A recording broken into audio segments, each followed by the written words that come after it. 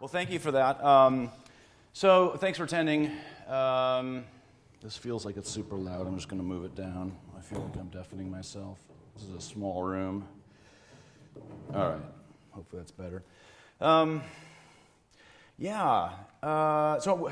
So this is going to be a kind of a talk that there's going to be a lot of improvisational components to this because I'm trying to get a number of things in here. And I think at the cross-section of Erlang and Elixir within this particular conference, the web has really kind of become a thing again. And I say that, and I have to correct myself because it's always been a thing. It's always been very, very important to software developers. And Erlang is a bit weak in this area. And what I'm going to show you will actually confirm that. This is almost a presentation on some of the weaknesses of Erlang and the approach I'm about to take. That said, I also think it's a strength. So I'm going to try to be completely neurotic in the best possible way I can in both criticizing myself and complimenting myself. Because I think that there are strengths and weaknesses to what I'm about to go through. I'm going to point those out. What I'm about to go through is a different approach to web development from what you typically go through. It is not without precedence. What I'm about to talk about and sort of the patterns here. Incidentally, I lose track of time, so when am I supposed to stop here? I should always check this, just to make sure, because I'll go over if I don't check. 2:55, okay, no problem. Okay, this approach to web development was very much inspired by Ian Bicking of Python community fame, and this is a number of years ago. People have been doing web apps for a while. So this is not sort of a new territory. This is not new content. But I feel like it feels like a fresh idea. And so you'll see what it is in a second. This is a big setup here. And Ian gave a talk in Chicago when he lived there at the Python user group meeting called Building Your Own Web Framework. And this was at a time when Rails had sort of established itself. And Django, which is a Python framework, similar ilk, large, sort of you drop it in and get a lot of functionality out of the box, had also landed and it had gotten a lot of traction. And in response to that, the Python community developed a web standard, an interface, that allowed an ecosystem of web componentry, servers and clients and middleware to emerge. And that standard is called WSGI. I'm not going to get into WSGI, but I'm going to get into what is a viable Erlang counterpoint, or not a counterpoint, alternative, and sort of mapping WSGI concepts into Erlang. And that still has not taken off. It's still, even really, I mean, WSGI is very, very successful, but this idea of taking nothing, starting from literally nothing and building up a web app from components is still very much a minority point of view. And that kind of surprises me. So I think that there's probably problems there, but I do personally believe that this is by far and away a better approach, and this is an opinion, but I hope to put some meat on and back that opinion up with some data here. So you can judge and see. There's definitely issues here. This approach does not give you instantaneous satisfaction within like a 20-minute time frame. I think it gives you good satisfaction within a 60-minute time frame.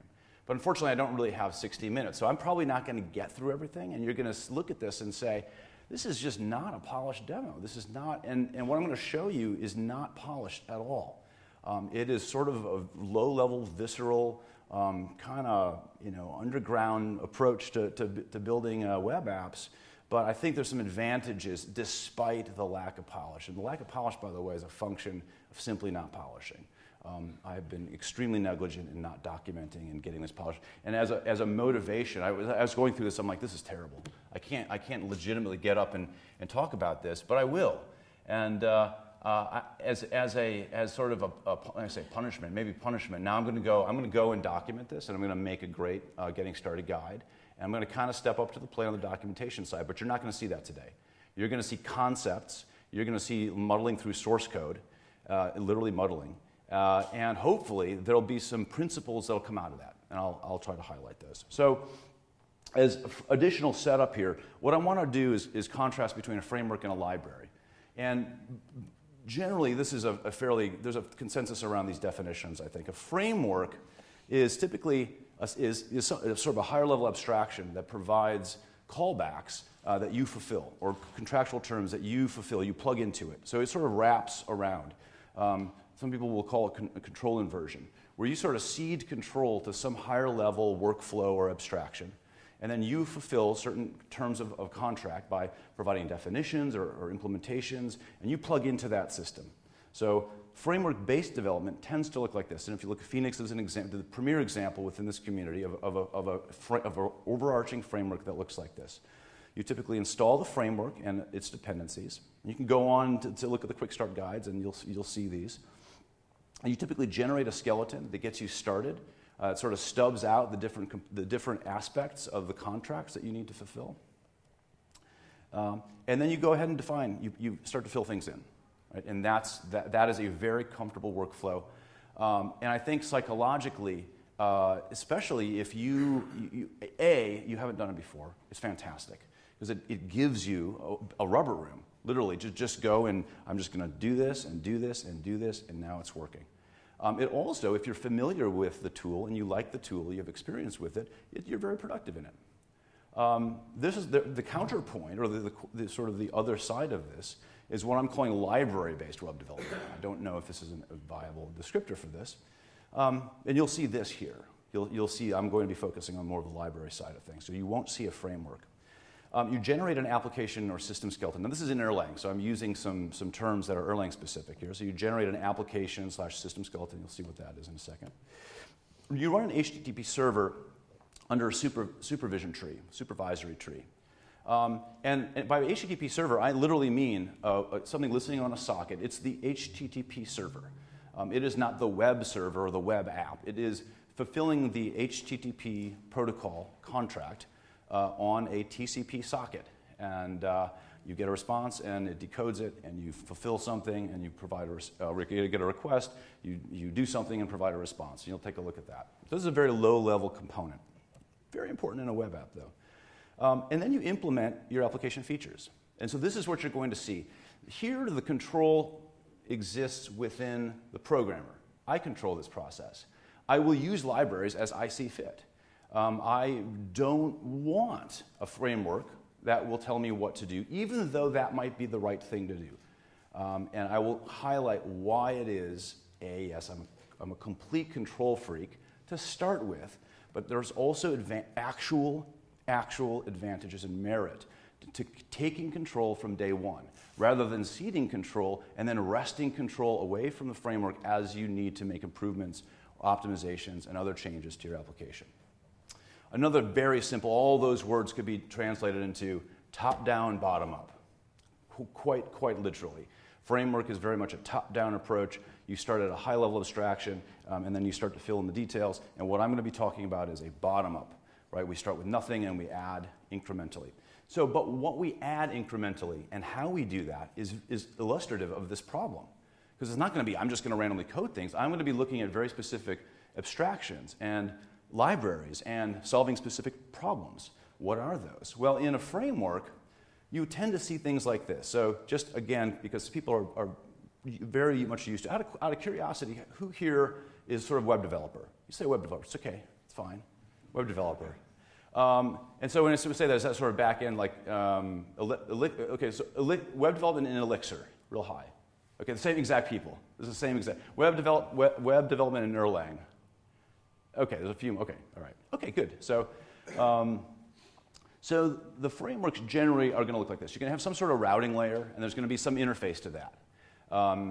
It could be some functional decorators, it could be a configuration file, but the routing, and we'll see very specifically what that is how you get a particular request over to a particular handler. You have controllers and models and views, and somehow we've decided that MVC is a good model to apply to web apps. I personally don't think it is. I think it is not helpful. The fact that there's a model there is very, very leading you into the use of an ORM and ORM-friendly backends.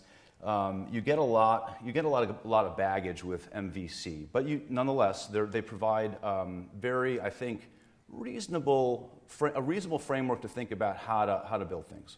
I'm not going to describe what these are because I'm going to focus on the other stuff.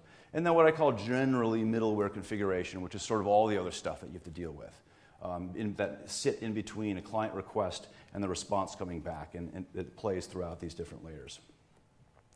The library functions are just lower level. They provide a language to talk about how to build a web app. We have an HTTP server, very important in a web app. We have a request handler interface, and this is going to get in. I'll show you what I'm talking about here. But WSGI, which stands for Web Services Gateway Interface, Web Service Gateway Interface, is a direct mapping of CGI, Common Gateway Interface, which was a command line interface, basically, which mapped web requests to POSIX-style processes with environments and standard I/O. It's a direct mapping of that interface into Python. What you're going to see is a direct mapping of that interface into Erlang. Okay, so that's what I mean by the request handler interface. And then request handler utilities. That's kind of it. Some application configuration, probably don't need to include that there.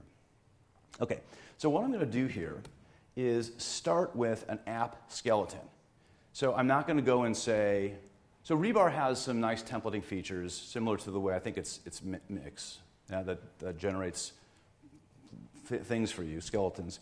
What I did is I did this earlier, and let's make sure I'm in the right directory here. So most of this is going to be a live coding exercise.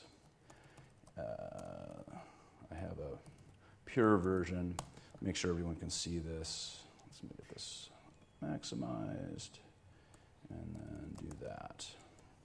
Is that good? Is that reasonable? Everyone can see that? Good. Wish we could shift it up higher, but... Okay, so what are we looking at here? This is... I want to keep the build. Let me filter this out so we don't have to look at that. Otherwise, I'm going to have to go on the internet, and you know how that goes. Okay, oops. Exactly what I didn't want. Okay. So I'm using Rebar lately. I used to use Loic's Erlang MK, was it Erlang MK? Basically a makefile include, which is pretty hardcore and really austere build tool there.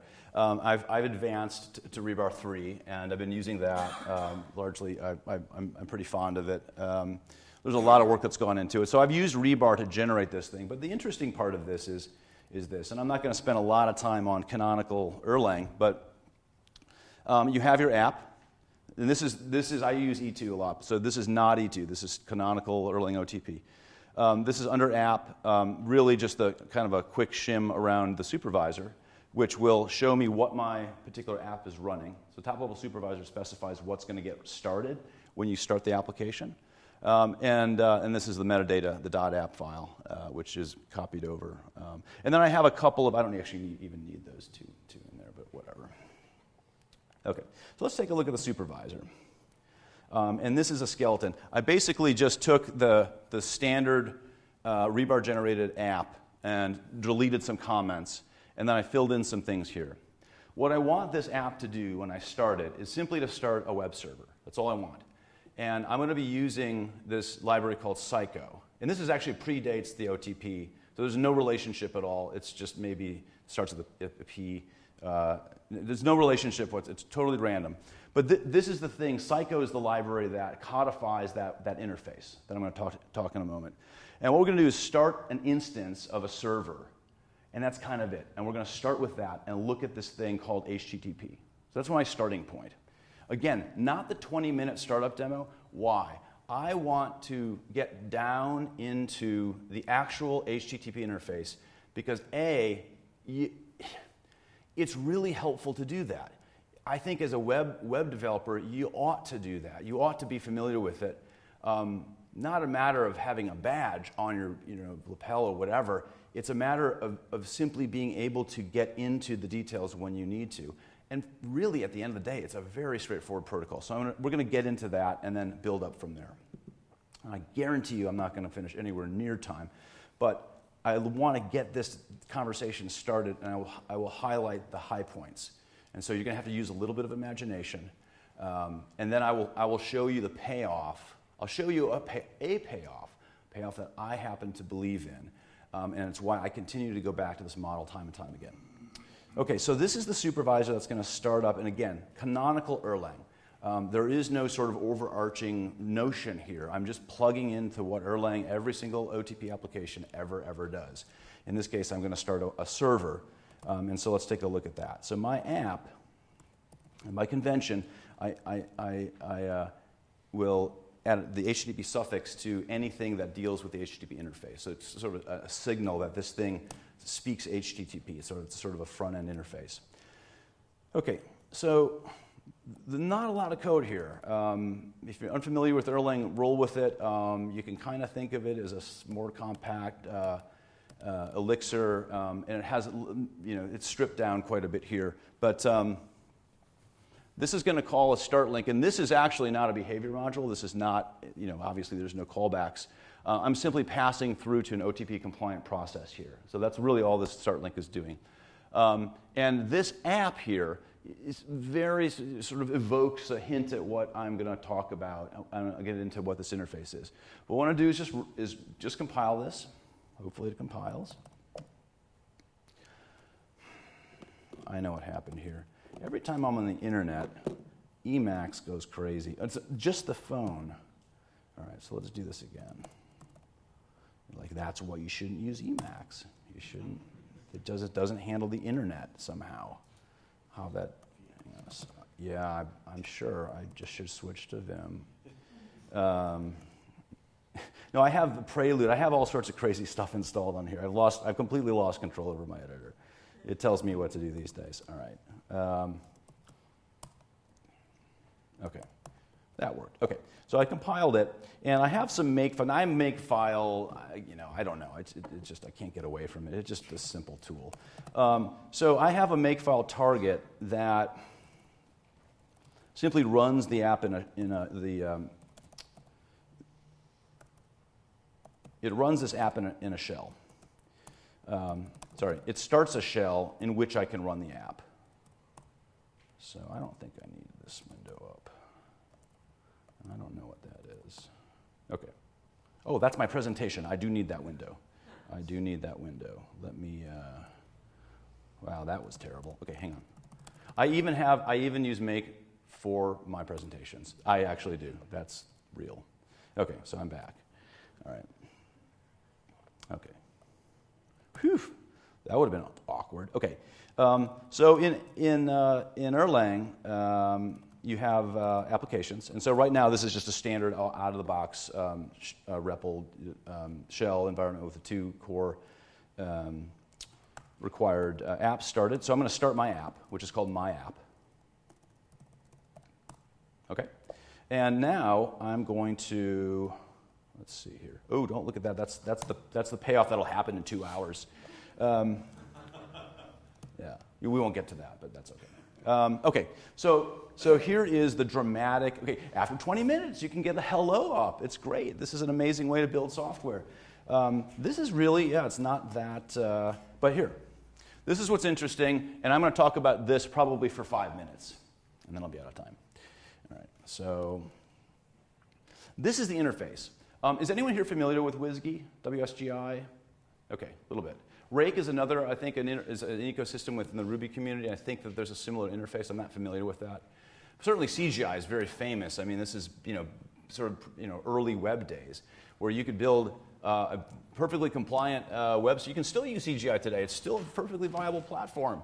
But the whole idea, the whole premise behind these interfaces is to take HTTP request response semantics and map them into a particular language environment. So CGI maps them into an OS process environment. WSGI, or WSGI, maps them into Python. What I'm going to show you here maps that same thing into Erlang. So I'm ripping off WSGI, Philip Beebe's original spec here. And it's an app. And the app is responsible for providing a function that takes an environment. An environment has the stuff of the request in it. So you'll see what an HTTP request is in a moment. But just roll with this. Request, response. Request has a payload, response is a payload. Request has some metadata, some information, headers, maybe a body, some other things. So does a response. They're very, very similar. And that's basically how the web works. That's how HTTP works. So this interface reflects that. So you have a handler, which is an app. And right here, it's described as a function. It takes an environment, and it provides a response. That is a mapping to HTTP and a lot of other protocols. So this interface has defined, you can provide alternative, and this is literally Python type syntax. So this is not, this is kind of weird. This is basically my syntax. Maybe this is legal, I don't know. But this is saying there's a module with a function, an exported function named app. So if you provide a single module, it will assume, Psycho, and the protocol assumes that app is exported. App with an arity of 1, so it takes one argument. You may alternatively specify an app as a module and a function of arity 1, or MFA, in which case the arguments are appended to the environment. So this is very, very standard pattern in Erlang for specifying functions, with perhaps this exception. So I would concede that that is slightly controversial, but it's a behavior, so it's not actually controversial. The environment is basically a list of environment values. The environment values look like this. And again, if you go to WSGI spec, it just comes right. I lifted this verbatim, and that was a stated goal. Because by and large, WSGI is an unbelievably successful project within Python. Quite inspirational. Okay, so we've got the HTTP headers, which are just the literal headers that come off of the HTTP request. We have the method, very important. We have the path, very important. And then we have the protocol, also important, but maybe less important. Most people don't care about that. The headers are simply string-string key value pairs.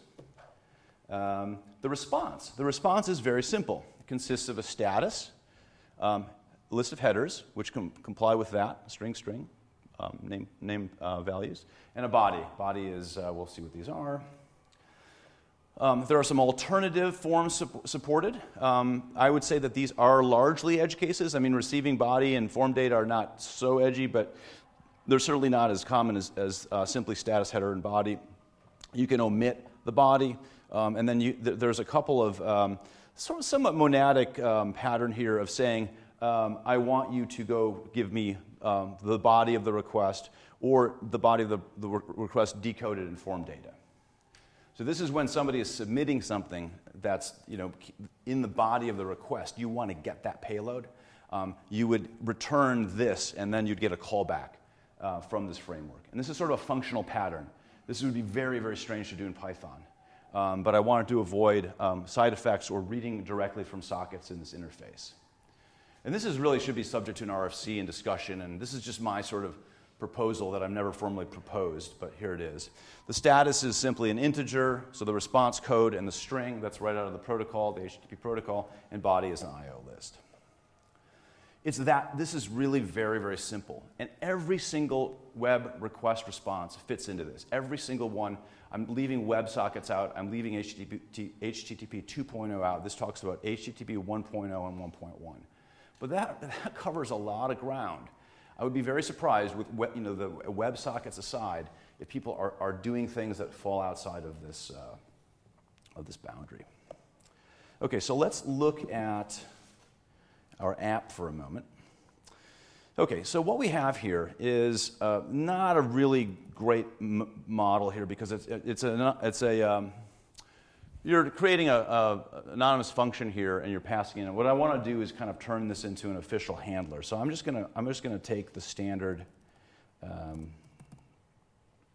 which is the default. So I'm just gonna say I'm gonna define my app, which will be an env. And what I'm going to do, so my app, when I start it, will simply look like this. So I'm going to say start. Okay, my app is going to be module. This is a macro that will refer to the module name. And so what I want to do is very simply return what I got. I'm going to do iolib format. And this is Erlang. And here I'm going to fulfill the terms of this. I'm now going to provide my response. Where's my, right here. So I'm going to handle my environment call. and I'm going to provide a response, and my response needs to conform to this. So I'm going to pick this one. So I'm going to say what my status is, my headers, and the body. Okay, so now some folks are looking at this going, no, not for me. No, not interested in this. Too low level. I want something to get me started quickly. So let me make a point to this. I am deliberately going down to a lower level. There's nothing to say that this couldn't be a function to make that go away. In fact, let's just go do that. Why don't I just, so this is the response. Actually, before I refactor this, let's just see if it works. We can do that. Okay. I have a reloader running in the background, but because I changed something that isn't going to change, because I had a closure there, I have to forcibly stop my app, which is not something you typically do in a production system, but we're not in a production system. We're developing.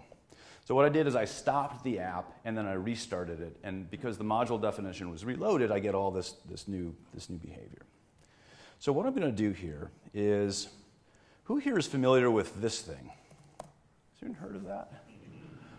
There's nothing more delightful, in my opinion, than interacting with a server that you can simply use plain text and interact with Telnet. It's so satisfying, so I'm going to do that. Let's see, what was the port I used? 8001. Okay. What's that? Oh, yeah, local. It should know what I want. Okay. We're in Telnet. Basically, we have a TCP socket connection to the server, and I'm gonna go hardcore here. I'm just gonna go. This is it. So this is HTTP. So we have a request HTTP. Okay. So this is my method. That's my path. I'm asking for the root. I could be anything. It could be foo, and that's the protocol that I'm going to use. And I'm not going to have any headers, so I'm going to have a blank line there. And that's my server. My server got back to me with this thing. Now, some of you are like, absolutely not. I'm not getting down to this level. I don't care about this. I don't want to have anything to do with this. I'm showing this to you because there's nothing else going on in this exchange. This is literally as low level as it is meaningful to get. I can't imagine what else even at the TCP socket, you're reading these characters. I've encoded this as an Erlang term. I've printed this out, but these are still just bytes being rendered from the response, straight up. These are chunked, signals here because I'm using chunked encoding, but that's a small detail. No, you don't need to know this. But again, the point is, we've gone to the bottom. These are the electrons here of this transaction, and that's it. Okay, so we know it works. I'm going to do a quick refactor here, and this would be the example of I'm going to create my own framework. So this is a nod to Ian, and it's like, oh, I'm going to create a framework right now. Here's how it's going to work. I want something okay, and it's going to be text, and here's the body, and that's it. And this is it, so I want okay, text. And the reason I'm saying text here, I'll show you in a moment. But I could do anything I want. I'm in control of the situation. And content type, text, plain, okay. All right. And it'll be the same thing. So if I went to go and view this, that's the response as the web browser sees it, which is kind of cool. Why didn't I get a response? Oh, it's up. Oh, I put the environment in there. All right. Let's move on to some bigger and bolder ideas. Okay. So, where am I at? 10 minutes. No way am I going to get through this. Okay. So, I know what I'll do. Yeah, okay. No problem. I've come prepared. Okay, so I believe, now I've written a fair number of web apps in the last, say, 5 or 6 years. And with a few exceptions, they've all been in this framework. I am not unhappy with it. I really, really enjoy this, and these are the things that I deal with. This is the vocabulary, the patterns that I deal with, and it's the same thing that you would see in a framework. They just happen to be on the control of my fingers, and I don't really see a complexity difference. It's just in a matter of control. Here are the elements: routing, and I'll show you what all of these are.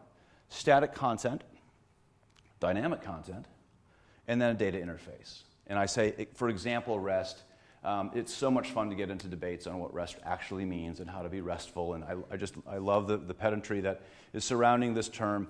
Let's just call it a data interface, meaning it's some way to get data in and out of the system that is not necessarily for human consumption. That's kind of it, except there are a few other things that I'll mention for the sake of it, and I put these under the general category of middleware. So by middleware, I mean things that you inject into a request-response pipeline. So you get a request, and the request is sort of naively, I want this thing. And there's somebody on the other end of the request who's going to respond and provide that thing.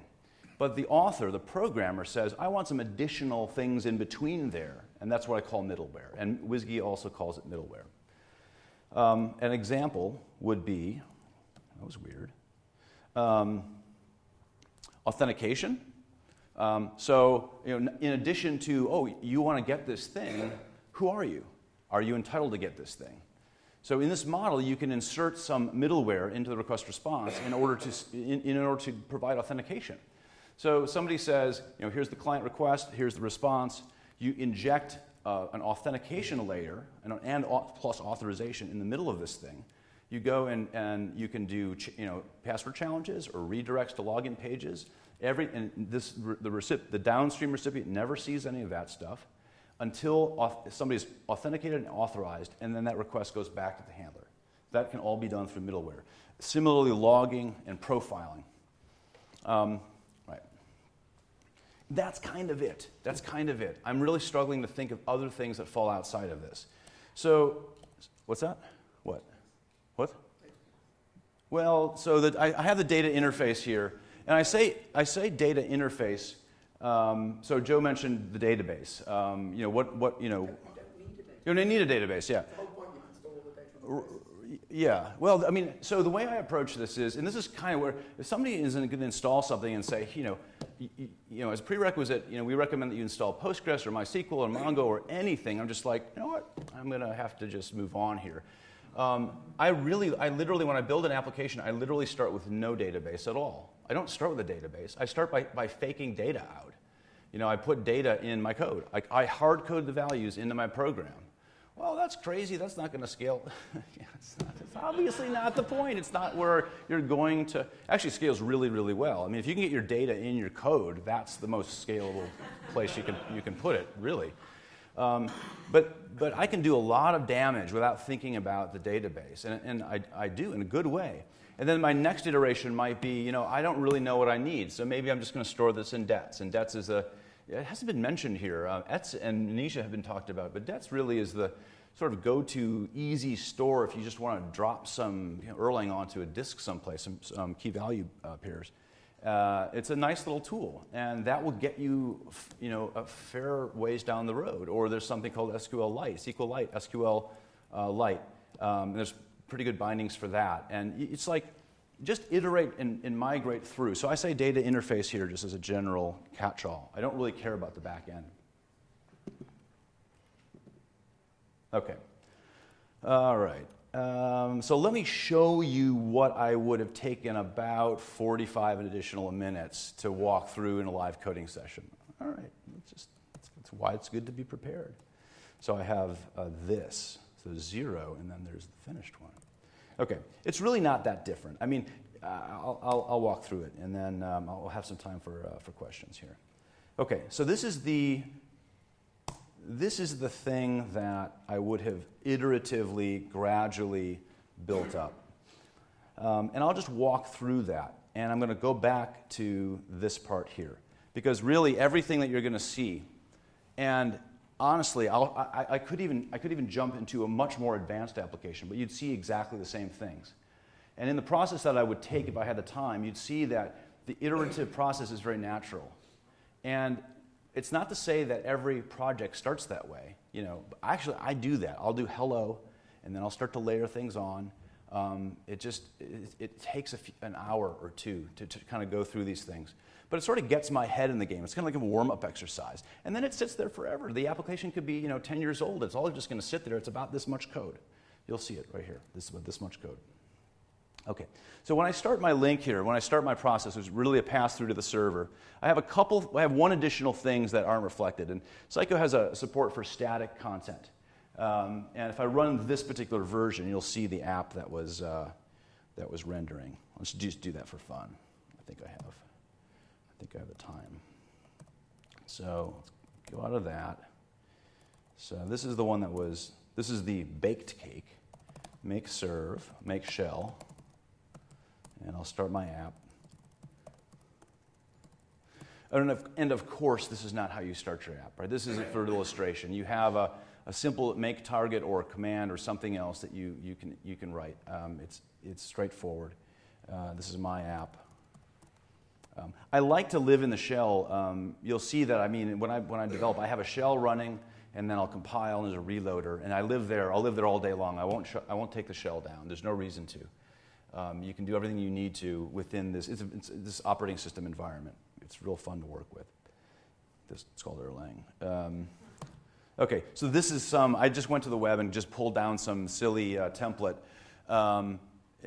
Yes, I love food. Agreed. No, I literally just plucked it out. Don't look at the style sheet and judge a framework by that. That's the style sheet. That has nothing to do with the framework. You can make really, really beautiful web apps in Erlang. I'm going to run right out of time. But let me just show you one really quickly because I think it's cool. This is actually what I've been working on lately. I'll do this really fast. Guild examples, MNIS2, Guild view, version 2, and that's it. Okay. All right.